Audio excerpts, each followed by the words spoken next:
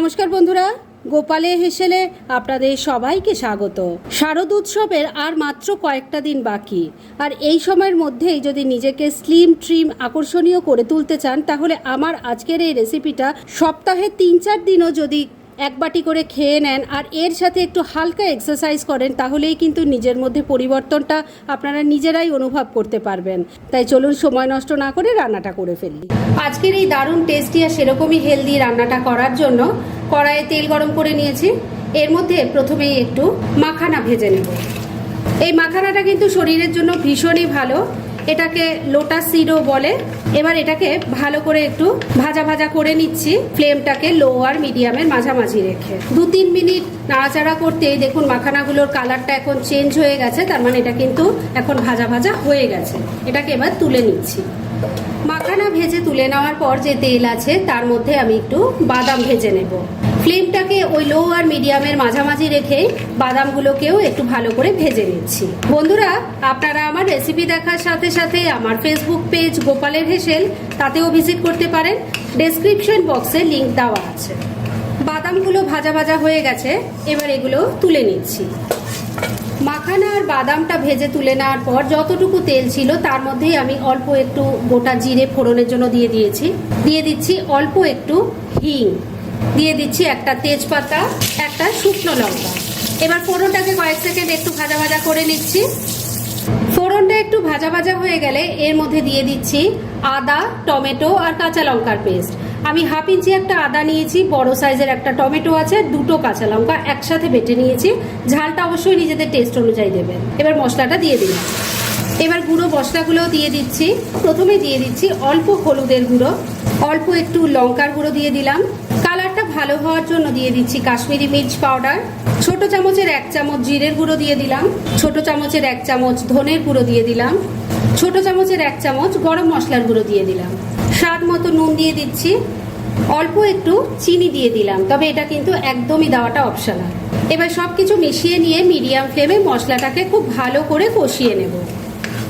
ফ্লেমটাকে লো আর মিডিয়ামের মাঝামাঝি রেখে মশলাটা খুব ভালো করে কষিয়ে নিয়েছি। এবার এর মধ্যে গ্রেভির জন্য জল দিয়ে দেব। এই রান্নাটা কিন্তু একদমই ঝোলঝোল হবে না, তাই সেই বুঝে জল দেবেন। মিক্সির জারটায় অনেকটা মশলা লেগেছিল, আমি তার মধ্যেই জল নিয়ে দিয়ে দিলাম। ওই ছোট বাটির 2 বাটি মতো জল হবে। ভালো করে মিশিয়ে নিচ্ছি। এবার এই জলটা ফুটে ওঠা অবধি একটু অপেক্ষা করতে হবে। ঝোলটা দেখুন খুব ভালো করে ফুটে উঠেছে। এখন এর মধ্যে আমি দিয়ে দেব সাবু। আমি এখানে বড় দানার সাবু নিয়েছি, মেজারিং কাপের 1 কাপ আছে, 8 ঘন্টা জলে ভেজানো ছিল। এবার সেই সাবুটা এর মধ্যে দিয়ে দিচ্ছি, ভালো করে মিশিয়ে নিচ্ছি। আপনারা যদি সকালের ব্রেকফাস্টের জন্য এটা তৈরি করেন, তাহলে রাত্রিবেলা সাবুটা ভিজিয়ে রাখবেন। আর সাবু একবার ভিজে গেলে রান্না হতে কিন্তু বেশি সময় লাগবে না। ভালো করে মিশিয়ে নিচ্ছি। সাবুটাকে ঝোলের সাথে খুব ভালো করে মিশিয়ে নিয়েছি। এবার ফ্লেমটাকে লো আর মিডিয়ামের মাঝামাঝি রেখে 3-4 মিনিট আমি রান্না করে নিচ্ছি, তবে এই সময় লিডটা না দিলেও চলবে। মিনিট 3 রান্নাটা করে নিয়েছি। এবার এর মধ্যে ভেজে রাখা মাখানা আর বাদামগুলো দিয়ে দিচ্ছি। এর সাথেই দিয়ে দেব একটু ভালো করে ধুয়ে নেওয়া কিশমিশ। ভালো করে মিশিয়ে নিচ্ছি। কিশমিশ যদি পছন্দ না করেন এখানে স্কিপও করতে পারেন। আর আমি যে এখানে চীনা বাদাম দিয়েছি, এটার পরিবর্তে আপনারা কাজু বাদামও দিতে পারেন। এর সাথেই দিয়ে দিচ্ছি একটু ধনেপাতা কুচি, তবে ধনেপাতার বদলে আপনারা এখানে ঘিও দিতে পারেন। এটাও মিশিয়ে নিচ্ছি।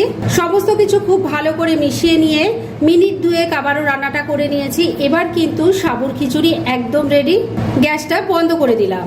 আর এবার এটাকে আর ঢেকে রাখার কোনো দরকার নেই, তাই ডাইরেক্ট সার্ভ করে আপনাদের দেখাচ্ছি। ফ্রেন্ডস, আমার আজকের এই দুর্দান্ত স্বাদ ও স্বাস্থ্যে ভরপুর জলখাবারের রেসিপি একদম রেডি হয়ে গেছে এবং আমি সার্ভ করে দিয়েছি। এটা যদি সপ্তাহে 3-4 দিন 1 বাটি করে খেয়ে নেন, তাহলে যেমন স্লিম ট্রিম হয়ে যাবেন, আবার এটা কিন্তু এনার্জি জোগাতেও 1 নম্বর খাবারের মধ্যে রয়েছে। ট্রাই করে দেখুন না, তাহলেই বুঝতে পারবেন। আর এরকম ধরনের অনেক ভালো ভালো নিরামিষ রান্নার রেসিপি আপনারা গোপালের হেসেল সার্চ করলেই পেয়ে যাবেন, যার মধ্যে থেকে কিছু কিছু আমি সাজেস্টেড বক্সেও দিয়ে দেবো, সেখান থেকেও আপনারা দেখে নিতে পারেন। তাই গোপালের হেসেল অবশ্যই ভিজিট করুন। আর আপনারা কেমন ধরনের রেসিপি চাইছেন সেটাও কিন্তু আমাকে জানাতে পারেন। আমি চেষ্টা করব সেই সব রেসিপিগুলো আপনাদের সাথে শেয়ার করার।